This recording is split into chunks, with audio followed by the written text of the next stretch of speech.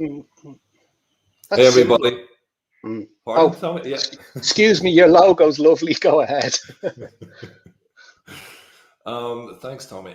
So yeah, everybody, we've got Tommy Ellis here today, but just want to thank you again for tuning into another essential conversation here at Wellbeings, where we're bringing you conversations that are real from ordinary people from around the world that kind of help us understand, re-look at mental health struggles and help people know that there's other resources out there where you can get help, support, or at least start a conversation. So today, everybody, we got Tommy Ellis in the house, and I know Tommy. I don't know how long it's now. It's going back 15 years, 16 years, something like this. He impressed me then. He's impressing me still today. This man is ferociously curious of the self and is continually growing and developing. And it's a real honor to have him here today. So Tommy is a clairaudient facilitator who works one-on-one online and monthly in his group workshop called the Superheroes Satsang. His sort of wisdom stems from 2 decades of psychotherapeutic exploration, group facilitation, and a deep understanding of the heart and the mind coherence. Tommy works in a very unique way. Yeah, how do you explain that? Well, what he does is he starts to listen and hear the incoherence in your energy system. And then he comes in and I don't know, it's like he helps you retune your system in a way where there's more coherence and there's more consciousness. He brings in these aspects, he helps you access these parts. And through this facilitation, cooking, flavoring process, he then slowly helps to inject or helps you understand how to inject more joy and creativity into your being. So, Tommy, thank you for sitting at the table with me today. How are you? Really good. Really interesting times. Lots of material, Nigel, to shuffle through and learn about ourselves these days, eh? Lots of stuff going on, lots of energy, big spikes in energy, lots of stuff we got to look after. Yeah. Yeah, man. So amazing. It's an amazing time. It's a time I've discovered lately that there's an invitation to slow down. There's an invitation to look at how we've been doing things and then to be honest about how well they're serving us. It's a time where we sit in uncertainty and the unknown. It's a time where we move towards others in new ways. These are the things that I'm exploring in my world. But I'm curious, Tommy, for the viewer, for the people watching, let's just get a little bit of a history of wherever you feel like it's important for you to share a little bit about what's helped shape and birth the Tommy Ellis who's here today. What's been that journey like that has you with the wisdom and the big heart that's been here for all to see today? How did it all get started, man? So it started in a very specific place at a very specific time. So February 14th, Valentine's Day, 1994, 2 p.m. I had been in some trouble and I got an opportunity to avoid that trouble if I went into a treatment center. So on that date and on that time, I walked up funnily enough, the 12 steps of this particular building, and I ended up at that 2 p.m. I ended up in a group. I ended up in a circle. When I sat in that circle, Nigel, it's like I turned on. It's like I turned on. There was something. The 2 female facilitators, to me at that time, they were like Gandalf. I'd never seen anything like it. I couldn't believe what they were doing with some hardy, full-on addicts. And these female facilitators were just like, magi's sitting in that circle, able to facilitate that energy in a very graceful, beautiful way. And they were able to hit home, and they were able to cut through all the history and the turmoil that was going on in these people. And that was it. I was in that group 15 minutes and I was like, okay, I got to find out what this is. I got to understand what this is. And I was 19 and I had just turned 20. I had turned 20 years of age on January 29th, 1994.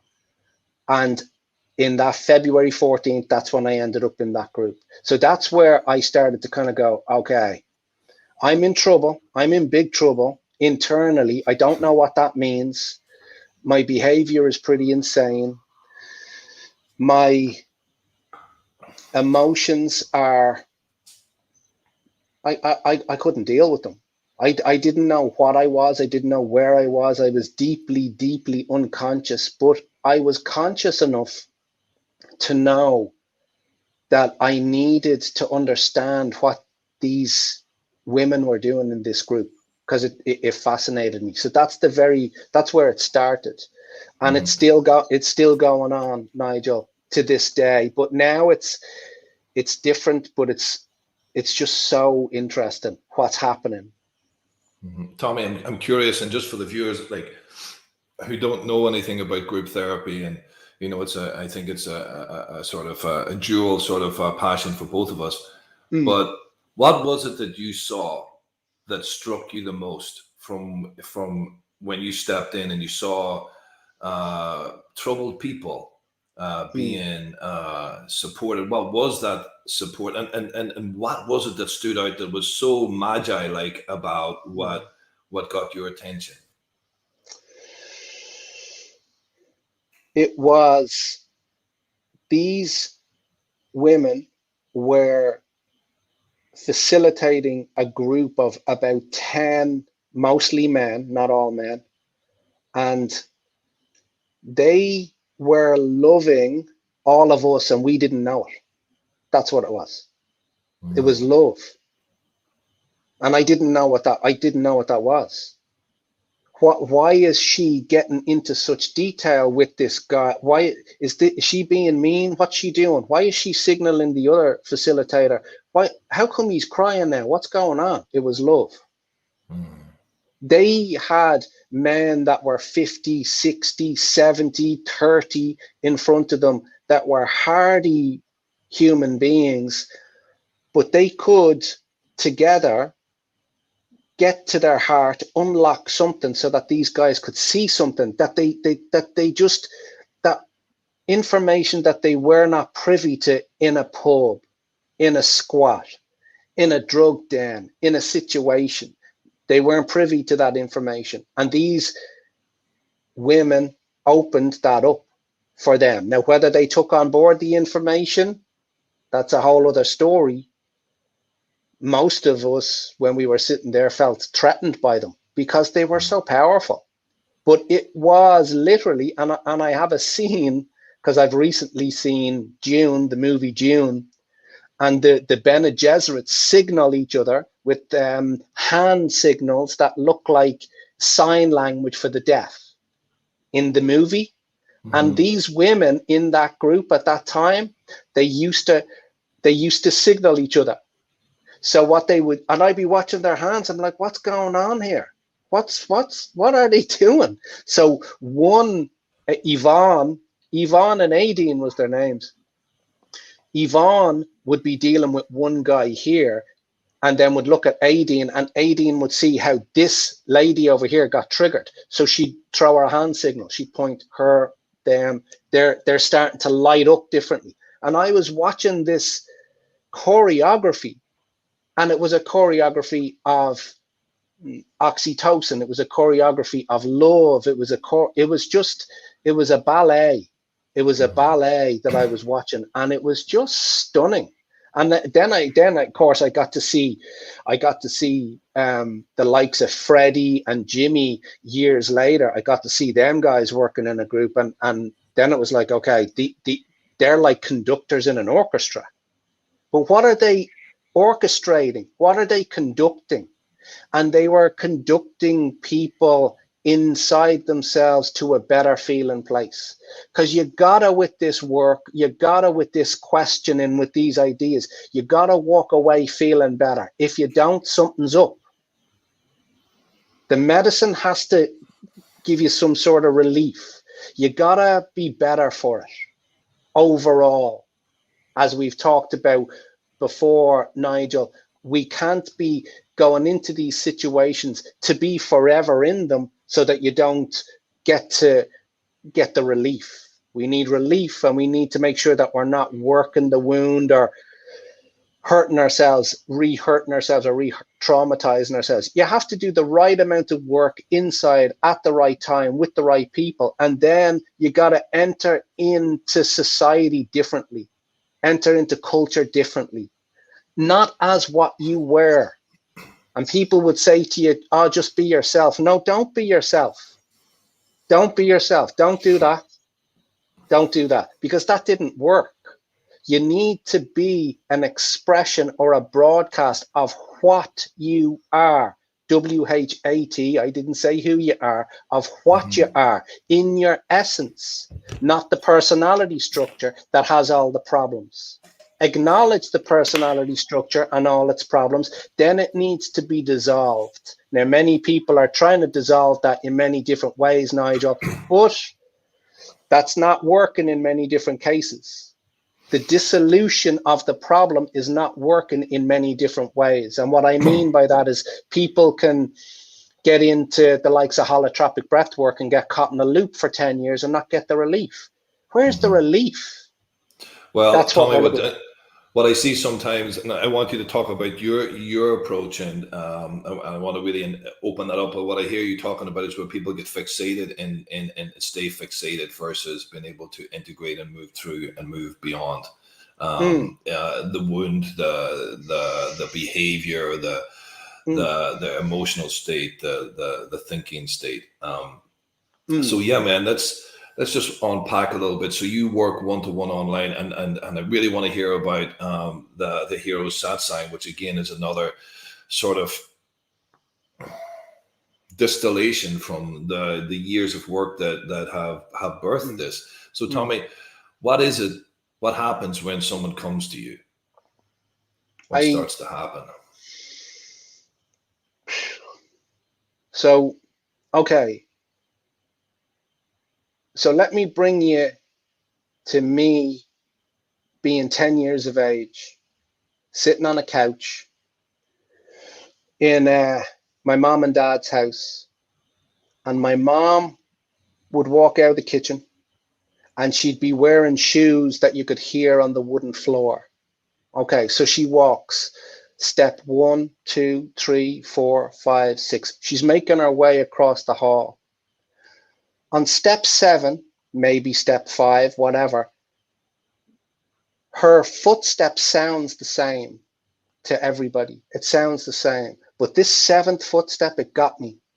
I'm 10 years of age. I'm sitting on the couch, and the 7th footstep has lit my body up. I don't know why, but now I'm kind of anxious.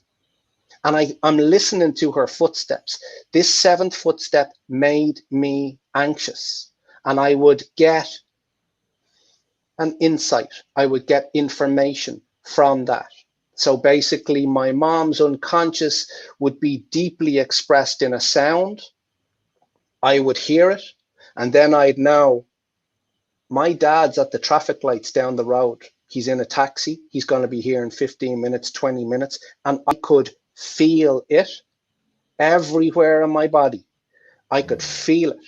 And as sure as night follows day, I'm sitting there, and then you hear the gate, the front gate going, and there he is. So when he comes in, and he has various different types of avoidances in his body, usually in the form of alcohol, what would happen is my body would change again. Okay, so when I heard her 7th footstep, I knew there was a different show coming to town. There was a different show coming to the house, and I was susceptible to whatever goes on from there emotionally or psychologically. So, and then all the bits and pieces would kind of unpack. Okay, so I thought everybody could hear it, Nigel. Yeah. I thought everybody could hear that seventh step. And all my life, it's been very, very difficult with this because I thought everybody could hear it. But then when I talked to my friend Freddie, and I talked to him in it was around about 2012, 13, something around there. He could see it. I can't see it. He could see it clearly. When he'd sit with someone and work, he could see it. He would talk about, I could see the colors. And I'd be like investigating this and I'd be amazed by it. Anyway, I can hear it. It's just information. I'm not saying that I'm special. I'm not saying that I'm this or that. I don't care about that, Nigel. But what I'm telling you is that if I hear it and I tell you and you give me permission to tell you what I've heard, well, guess what, Buttercup? It's the truth. It's the truth. I'm hearing an unconsciousness in you that's looking to surface so that you can get to feel better by cleaning that off. And I don't care if you believe it. I don't care if you disbelieve it. It makes no difference to me. It's the sound. The sound is pure. The sound is clean. The sound is true. I didn't say Tommy was pure. Tommy was clean. I have no interest in that. I don't care about Tommy FM. I don't care about my personality structure. It's historical structure. That's all dissolving nicely. Thank you very much. That's been put in its place. But the sound is the primacy. The sound is prior to the Tommy. The sound that's heard in this body is prior to the Tommy. That's how it works. So I sit with somebody, or even my partner Rachel. So she walks into the kitchen on a Monday, she makes herself a cup of tea and she put the cup down a particular way, right? I'm like, she just put the cup down, right? But I hear something, Nigel. Something's going through my body. I don't know what it is. And then it starts to congeal. It starts to come together. It starts to become information. And then I start to ask her on Monday, are you okay? What's going on? Is something kicking around? Do you want to have a little chat? She's like, I don't know what you're talking about. Don't know what you're talking about. Okay, cool. So on Tuesday, I check. Everything okay? All good in the hood? She's, yeah, fine, thanks. Come Wednesday. Oh, okay. Right. Yeah. So Wednesday, she has got something that's moving around her system, but she has not worked in the ways we understand. She's a different sort of being, very, very light, very, very different to the likes of yourself and myself, Nigel. And then I would speak, and she's taught me a great deal about the fact that she goes, Tommy, I couldn't hear that. And then we bring it up to the surface, and then it comes out. And she said sometimes it felt like a bit voyeuristic, like I could see something that she didn't want me to see and she didn't even want to see herself. But either way, guess what? It's coming to the surface, kids. If you sit in front of me, and it's got nothing to do with me, it's coming. It's in the post. Doesn't matter whether you like it or you don't like it, or it's uncomfortable, or you think it's great, or you think it's some sort of this, that, and the other. It doesn't make any difference. The sound you produce in front of me will be extracted and will unfold in conversation, and then you will see what is moving you unconsciously through the various different energy centers. And working with Rachel, with my partner, in relation to this, to make our relationship very, very smooth, which it really is. There's just an abundance of love there all the time. It's amazing. It's really helped, but she's also helped me understand that people aren't hearing footsteps like you're hearing footsteps. People aren't hearing voice like you're hearing voice. So that's been a big thing for me to grok, Nigel, that this is like, funnily enough, she now starts to hear a bit like me. She gets it now. She's like, oh yeah, okay. And I'm like, listen to this. Now, what I mean by listen is, if I look at your face, Nigel, I don't see it. I hear it. It's a sound. You're a sound to me. You're a sound. And when your fifth energy center lights up and you're working with people, so I end up working with lots of facilitators, lots of teachers, lots of this, that, and the other that are operating, and they're teaching lots of people. So I sit with Nigel. I listen to Nigel's fifth energy center, the Vishuddha chakra, which means it can be a pure filter or it can be a clogged up filter. What happens inside of me is then the mission turns on. There's a mission. And the mission is not Tommy's mission. The mission is not even Nigel's mission. The mission is the information that's being broadcast from Nigel's fifth energy center needs to be seen at a certain aspect of his system so that this is clean when he's working with this person and that person. That the top-down phenomena hits your fifth and expresses, not from the bottom, not from the lower self, not from the first energy center, second energy center, third energy center. We don't want your agitation, frustration, discombobulation moving up, bypassing your heart, hitting your fifth, then you're going into your clinic. No.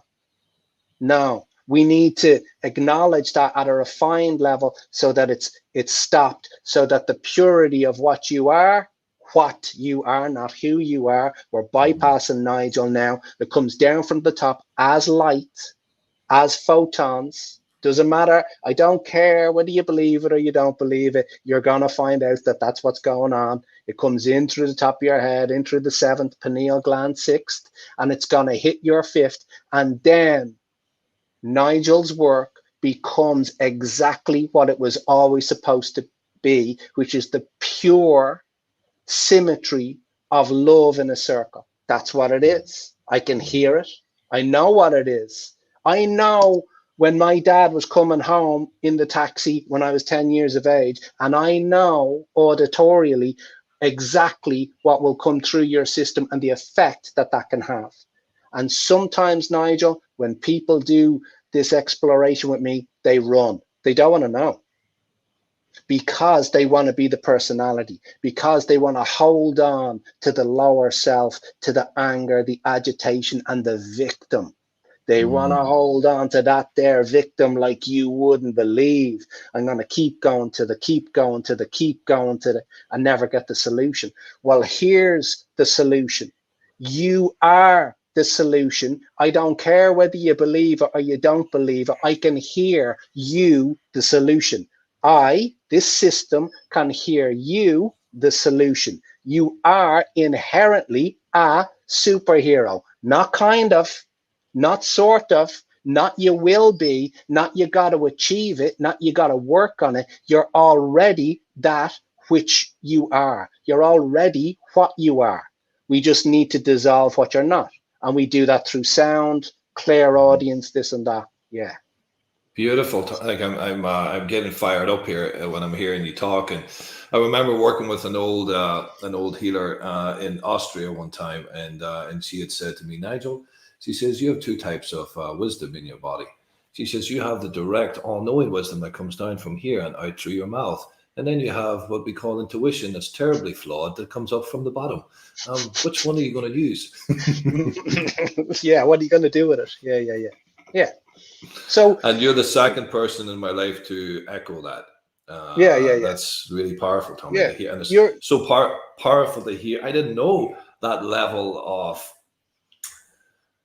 sensitivity that feels like a tuning fork that you've been working your whole life, man, to be able to, I remember one time in Burma, I was like probably 50 days into a 60-day silent retreat up in Yangon and outside of it, and I could hear things I never heard before. I was like, we were in the jungle away from any sort of traffic, and I could hear like the rice farmers who I could see at a distance, maybe a kilometer and a half, I could hear the man talking, would see and even understand what he was saying in Burmese. Can you put the kettle on, or could you go and get me some food because I'm starving out here in the fields? But I could hear, like, it was so refined. But then what you're talking about is a whole other level of clear audio.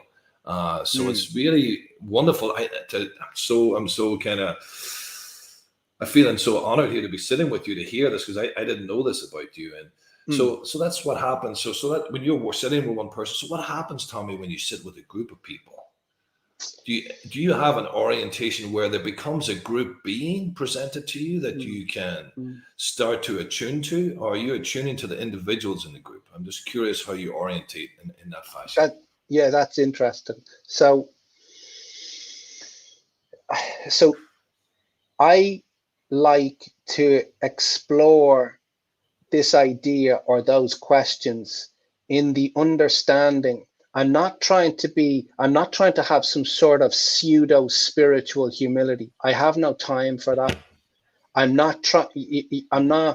It's sometimes difficult to talk about some of these things without getting looped into a new age trap, because we've heard it all before, right? And I've no kind of interest in that new age trap. So one girl that I worked with, her testimonial is very interesting. It's on my website, and I just found it very interesting. She's a beautiful girl. Andrea is her name, and I was working with her one-to-one on Zoom. And what happened is the conversation will apex between my personality and her personality. And what will happen is my body will not be able to handle the charge of what she is. Okay, so what she is starts to directly talk to me, talk to my body, talk to my system. And with her, it felt like it was coming. The only way I could describe it, it felt like it was coming over my left shoulder, which was not the case. It's just how it seemed. And it started to come really, really strongly. And it started to take over. It started to kind of just move. And I started to shake. I started to vibrate. And especially here, there's a point here that started to really go. And I started to cry, because my body is not spiritually mature enough to hold the charge of what she is and just for it to come clean through. And one of the things that happens is my jaw and my fifth start to quake. They start to really, really shake. And then I just ask for permission from them. Can we go here now? And then it just starts moving. And it starts to, what she is started to communicate directly to what she's not. What is she not? She's not Andrea. She's not the personality. Okay. So what she is starts to enter the system. Okay. And then what happens? Well, a little while after, so this girl can sing tones from her fifth energy center. Okay, that's what she can do. She sings tones and plays the shruti box, and it has a great effect on the person's different energy centers. So she works with people. But at that time, she wasn't doing that work with people. She's now doing that work with people. Why? Is it because of me? Because I'm a special little fella with clear audience in his system? It's nothing to do with me, man. It's got to do with what she is, entering into her system and expressing what it is in 3D space and time as a solution. She is the solution. What she is the solution. And now she works with people. So she worked with another mate of mine last week. A mate of mine got her recordings, played it to her dad that has Alzheimer's, and he went to sleep. Huh? Really? He got some sleep. A man that's got a lot of discombobulation in his body got some sleep listening to that tone that was produced by Andrea from her fifth energy center. Now, when Andrea was working in this other job, she wasn't doing any tones. She was at a computer, she was at a window, she had some stuff going on with this, that, and the other. She was in an environment in 3D space and time. What was in the environment in 3D space and time? What she's not. Her personality was in the office, but what she is something different. So has what she is had an effect on a lovely man in Galway that's got some Alzheimer's running through his body and he got to rest? Yes. Is that because of me? No. I just listen. I got nothing to do with it. I don't want nothing to do with it. I don't care. It's nothing to do with me. Forget about the face that's in front of you. That doesn't matter. The sound matters. The sound of what? The tone that left her body, the tone that hit his body that gave him sleep. Now, this is different. This is the work of 3D space and time as we know it, changing one individual at a time via their heart. And that's that. And anybody that's watching this podcast, you have a skill inside your system. And I can hear it. And I don't care whether you believe me or you don't believe me. I can say to my partner, Rachel, 5 years ago, you got a thing going on with us, astrology. She's like, I hate astrology. Okay. Next year, hey, Rachel, you got a thing going on with astrology. Astrology, what even is that? Okay. Year after, year after, year after. Now she's 4 years in to an amazing astrology university course and she's brilliant at it. Now she works with people. What comes out of her fifth is the pure and holy presence of what she is. That's got nothing to do with me. I don't care. I just listen to the sound. I just listen to the sound. And I was right with Rachel. And I was on it with Andrea. And it's just the way it is. Yeah. So Tommy, just again for the viewer, and I know it's like, and just to help people understand, the depth of and the sort of landscape. Let me just put it into some. So let's say you're watching this. Somebody's watching here, and they're feeling that they're unhappy in their job, or they're dealing with addiction, or they're dealing with a certain type of behavior that's self-harming. Or they're stuck in some way, shape, or form in their life, playing out a behavior, stuck in a role to avoid themselves in some way, shape, or form, or to continue carrying something that was ancestral. What's the step? Like, what's the steps, man? Like what happens that, so when you say you help who they're not meet who they are, and then they become who they are, walk them through there, how there's a dissolvency, or as as I shared your introduction there, where that incoherence, that sort of imbalance, that sort of wobble in the energy field, how does it get back in alignment again? Is it something which can happen immediately? Is it something which takes time? Is it something which, is it different for everybody? I'm just for the viewer, I'd like to help them understand this, because it's quite profound what you're saying. Okay, so here's the answer to all of that we can unpack in any which way that it would like to unfold. You can call yourself Nigel all day, every day. You ain't Nigel. That's that. How do I know? Go and investigate it. Who's there in the gap between thoughts?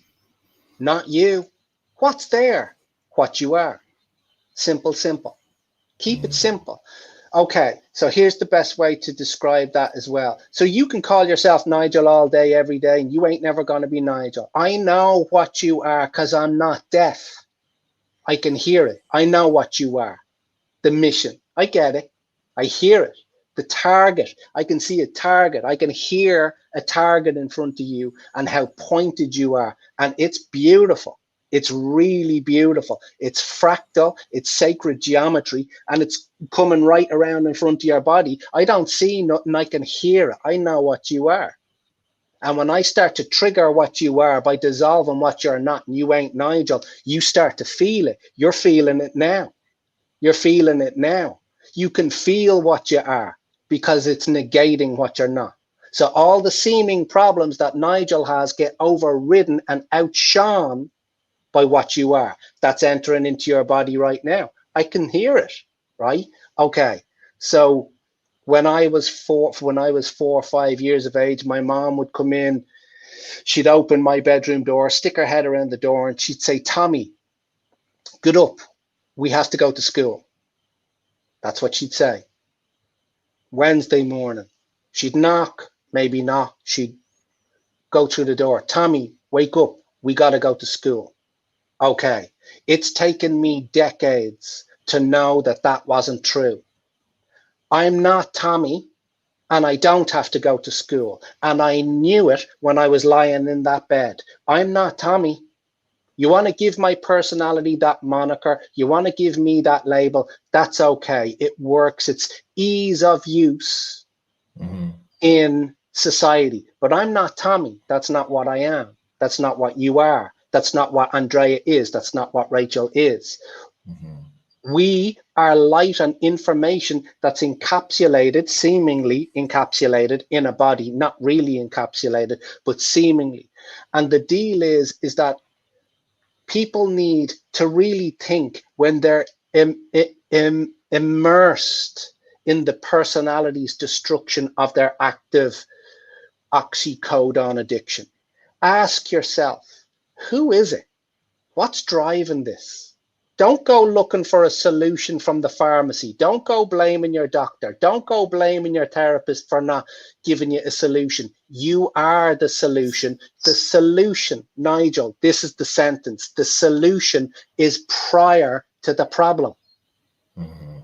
What we are is before I was ever called Tommy that has to go to school.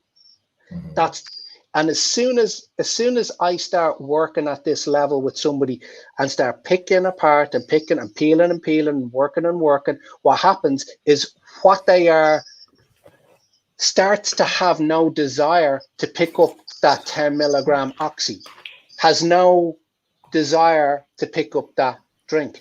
It's stop trying to do work on your active addiction. Go ask yourself who it is that's picking up the drink. And it ain't like it's your personality structure is going to go to the pub. Your personality structure is going to want to smoke that heroin. That's what your personality structure is going to want to do. And you can slowly but surely start looking inside, and the agitation, discombobulation can start to dissolve. And it's just so interesting when they turn away and turn inside. And they can just get a brief moment between the outlandish thoughts that they've been feeling and sensing and thinking all their life. They get a little bit of respite. That respite turns into 2 hours. And then before you know it, 6 months, and then it's a year. And then they have a desire to help other people. Wow, I wonder why that is. Because that's what you are, your love. You're not selfishness, you're inherently selflessness. Selflessness in your system wants to express in 3D space and time. And if that's not happening, then give me a call. I'll help you dissolve it. And it won't have nothing to do with me, Nigel. Nothing. That's the beauty. So, yeah. Wow. I feel as if, like, I love the power that's coming from you, and yeah, I do feel it as you talk, and I do feel it in my body. There's an energy passing through me as I'm sitting here with you, Tommy, and I can feel it in my throat. I feel it in my buttocks and my cheeks and my ass. I can feel it moving through my being, and I'm just staying grounded to let it move. And it's also there's a sort of wanting to go a particular direction with you now, and then there's another part of me that's saying maybe we just need to go somewhere else, and I'm going to follow the somewhere else for now. And Mm-hmm. and I'm curious to have an experiential here for the viewer, Mm-hmm. you know, as I'm having an experiential here with you, Tommy. Mm-hmm. So I'm curious if whether it's a short moment of meditation or invitation or uh, connection, just to help others come, Mm-hmm. you know, whether they're watching this now or they're watching it on the replay, Mm-hmm. just a couple of minutes, something, you know, that, of course, you know, you're asking these questions, you know, like, who am I not? Who am I? You know, am I the guy taking the oxytocin or the oxycontin? No, like who, what is that personality? Mm-hmm. So something to really understand about how can we get into the adult state? How can we Mm-hmm. get into the heart state? Yeah. And I'm leave that up to you to feel where you want to go with that. Yeah. So when okay, so it's interesting that you said different parts of your body. So you've acknowledged the lower end of your body started to move. Okay, so that's the first energy center. So the first energy center, the Muladhara chakra, the vagina, uh, penis, the perineum, all that area. The perineum especially is where the plexus of neurons is. So as I was talking there, that started to move in your system. Okay, cool. So that's the energy, that's that kundalini energy that's just kind of about to move. It's energetically, what happens is that when it starts to open in one, it'll move to the second energy set and it keeps on opening. Okay, this is really important for everybody that sees this. Okay, your pain, your discombobulation, your agitation, your feeling like a victim, your insecurity, all of that is fuel. It's fuel. Fuel. That's what it is. It can be used as such.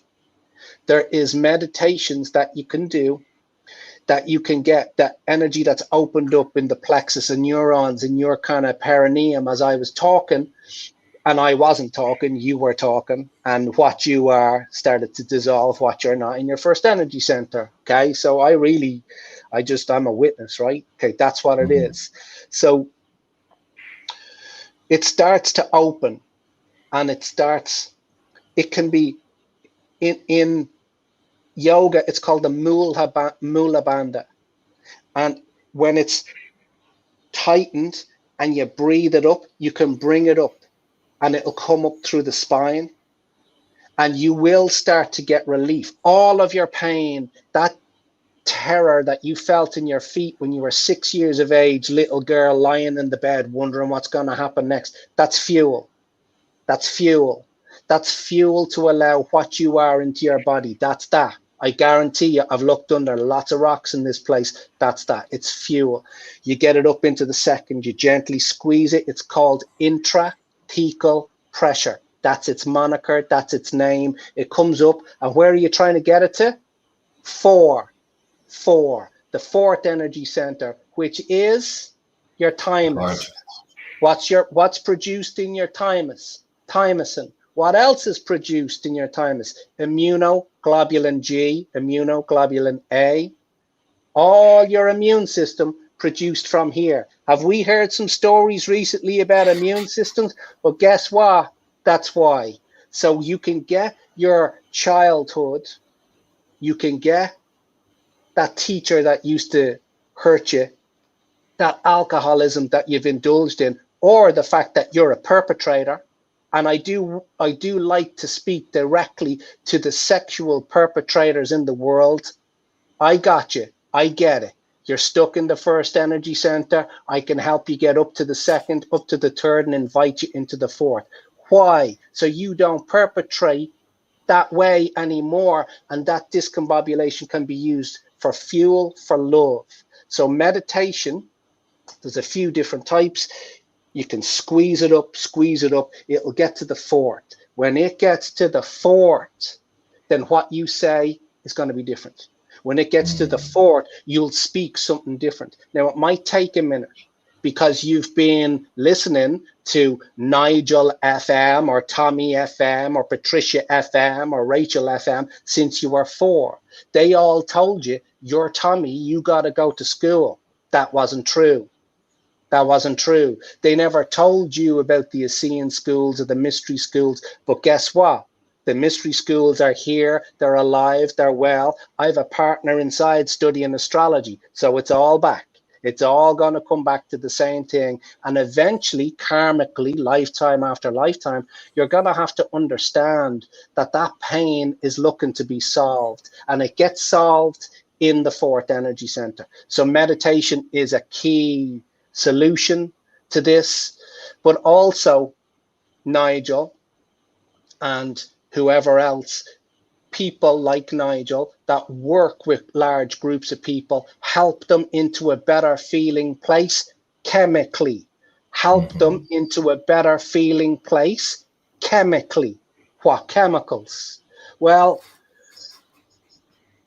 it's obvious. The chemistry of the heart, the thymosin, the oxytocin. There is a feature in the cellular structure in your fourth energy center. It is a type of magic, and it's called endothelium-derived relaxin factor. And when that helps to produce nitric oxide in your heart, guess what you feel? You feel joy. And when you feel joy, everything changes. Now, I don't care if people like this or dislike this or believe me or don't believe me. You enter into a different dimension. When you're in your heart, you're not in the lower dimensions of the sexual dysfunction that's in your first energy center, or the victimization in your second energy center, or you're out of the rage of your third energy center, because that's where I hung out, Nigel. I hung out in the rage. You're in your fourth energy center, and your joy has one mission and one mission only, and it's selflessness. And you're going to help people. You're not going to be the victim anymore. You're going to be the solution. I don't care if you're banging up gear in a laneway. You're the solution. You're the solution. And I can help you hear it. I can help you hear it. And once you hear it, there's no going back to business as usual. It's not going to happen. You're going to want to be the solution. We're here to be the solution. We're here to be the solution. I love that, man. I love that. I love the simplicity of that, Tommy. You know, an old client of mine. He was a spoken poet, and I think he went viral on Facebook. And he said his name of his poem was "You are who you are always waiting for." You know, yes, you are who you were always waiting for. You know, like yes. You are the solution. You are the place that you have to keep finding your way back to. Not the personality, not the distortions, not the continual sort of self-destruction. No, like coming back to that, and that's very powerful, Tommy. And I just want to expand a little bit more here into, you know, to talk about the superhero satsang that you do, where you bring groups of people together. Tell us a little bit about when you have more than one person in the field with you.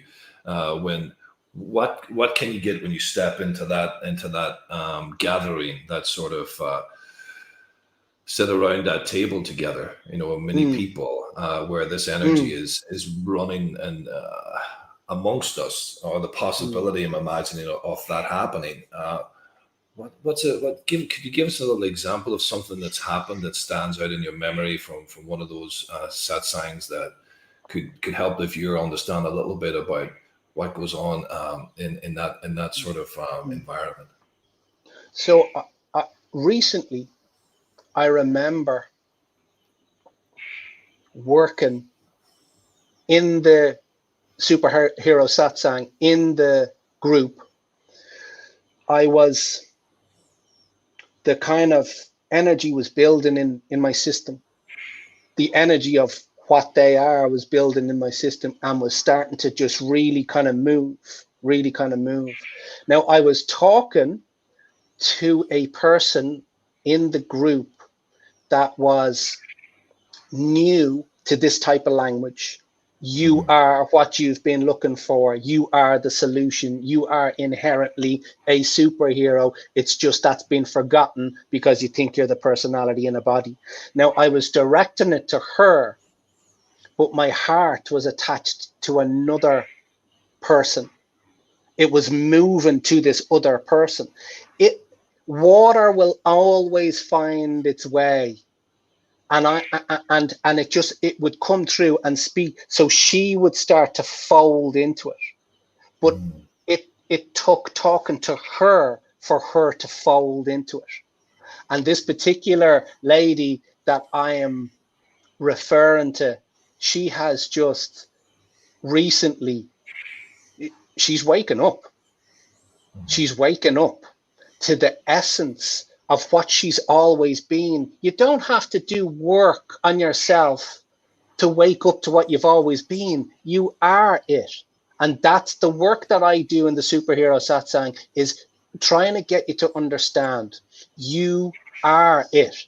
Now, if there's other things in the way, I can help with kind of the maneuverability of that. But very often, it's when somebody moves a certain way, they move a certain way, and I hear that sound, and there's been no attention on that particular person. And then I just start tracking that sound.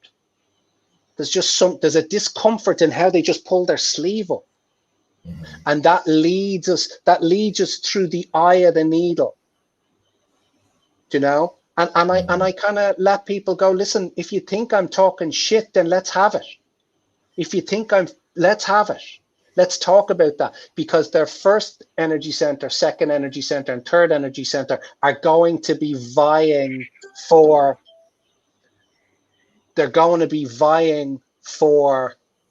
their own sustenance. So the sex addict will try and defend itself, and the porn addict will try and defend itself, especially if it's female. You know what I mean? And the victim, they all try, and then the third energy center will start really, or the second energy center will start defending diet. Defend your diet all you want. It doesn't make any, you can stay in it all you want. It's not what you are. What you are is the negation of that diet. We gotta talk about it. It's the negation of that diet. And what is fasting is the negation of what the personality wants, right? So fasting is a spiritual path inward, not a spiritual path outward. Fasting is not about doing something. It's about not doing something. Entering into nutritional ketosis in your second energy center, third energy center, is not about doing something. It's about the negation of doing something. It's a different thing. If you've got hyperinsulinemia and a problem with glucose, and you're morbidly obese, and you sit in front of me and you have a little chat, well, guess what, Buttercup? We're talking about the chocolate. You don't want to talk about the chocolate, then you're talking to the wrong guy. You're talking. Don't present me with the seeming problem and say you're looking for a solution and then deny the solution. If you want the solution, I can show you auditorially what you are. And then you won't have the desire for that food or that food or that food. You won't. Hey, Tommy, are you noticing that as you're doing this work, you're having more people being able to hear the truth that comes towards them, that comes from them? And are you noticing a shift where they're able to hear that, or are you still noticing that there's as much normal structural defense happening within the people you're seeing?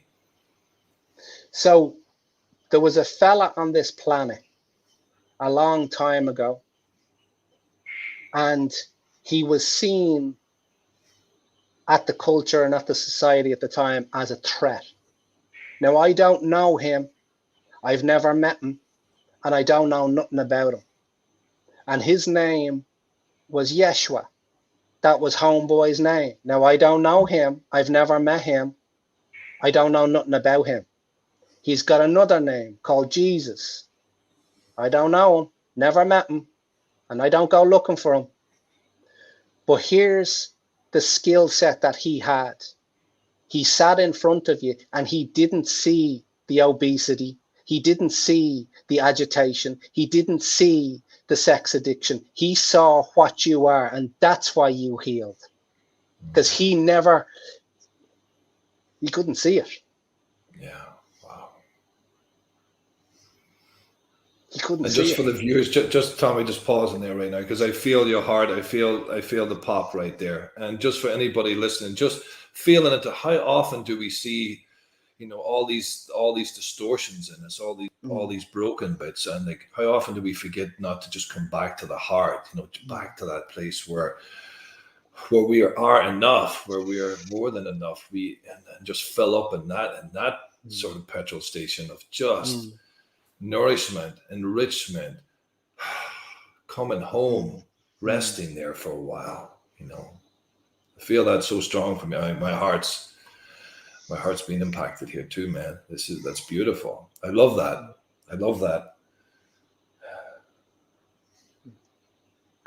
Maybe we sit here a little bit. People move through this world thinking that they're the problem. You're not the problem. You're not a problem, man.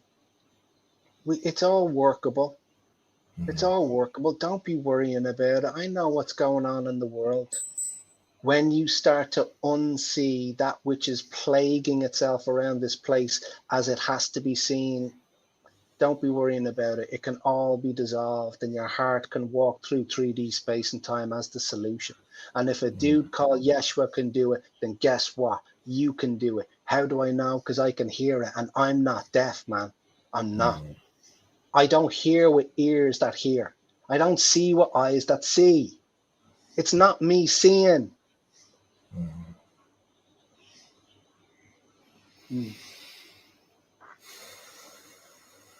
So yeah, it's very strong. It's a force, man. It's not an occupation.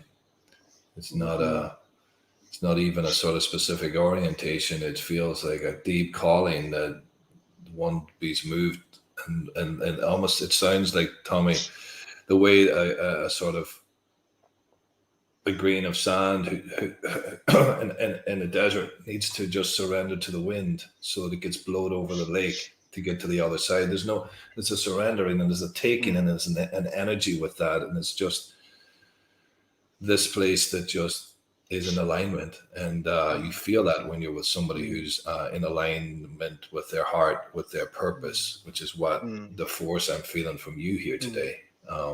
It's contagious, It's, I don't know even what time it is back here, but I'm not going to sleep tonight, man, with this sort of level of energy that I'm feeling through my body. And I was looking forward to it. I was feeling a bit sleepy before the chat with you, and I've got like 10 big cups of high octane in my third and in my fourth, so it's full. It's like it's getting jiggy in there right now.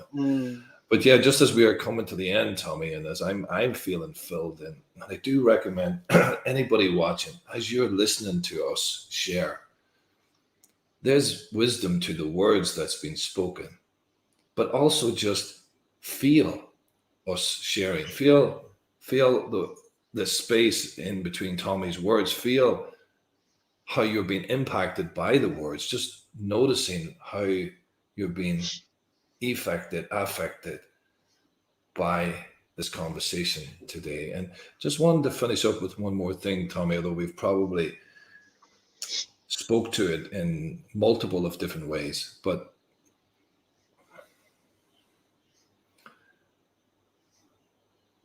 let's speak to the heart. And let's end with talking about, or inviting you to say something to the importance of coming home to your heart at this time in our trajectory of being on this planet. Why it's important to navigate the uncertainties and the unknowns and a clunky, horizon that's not the way it once used to be.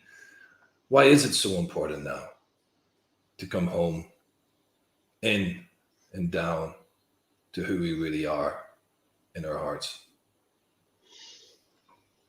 It's literally the solution to everything that's going on. It moves oxytocin, endothelium derived relaxin factor, nitric oxide in your heart, oxytocin in your heart, serotonin moving through your system, all the high frequency dopamines that can move through your heart. When you're in your fourth energy center and you feel joy and you're sitting on your couch and everybody around you is talking about this and talking about that, don't let go of joy.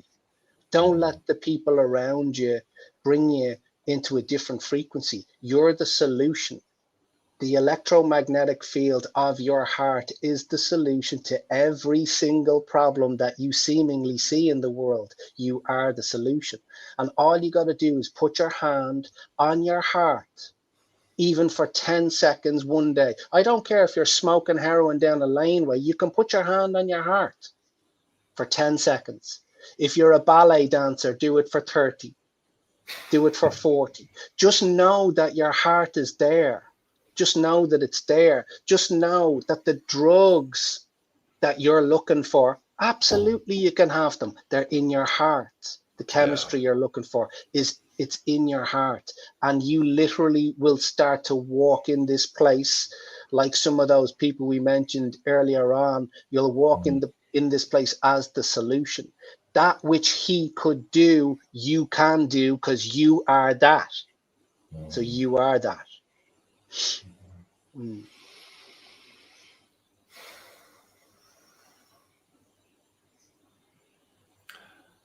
Very moved here, Tommy, to sit with you and hear from you, hear the wisdom, feel the energetic transmission from you. That's me saying hey to me. And I'm going to be leaving, driving home on my motorbike tonight, feeling this for the rest of tonight and into my weekend. So I'm really thank you. I'm really moved by your generosity and your openness, and really moved by the sensitivity you shared, and the wisdom that's the hard-earned wisdom that was born out of that over a lifetime. And anybody watching, anybody anywhere in the world who's watching, if you're struggling, if you want to find your way back to that place that's you, all the links and all the connections to Tommy's one-to-one or Tommy's superhero satsang is below.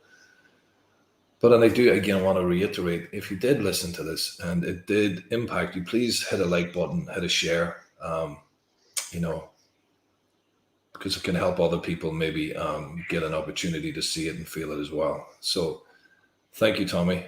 Thank you, viewers. And we'll be back at the same time next week for some more adventures of the heart, the soul, and whatever else is in between. Thanks, Tommy.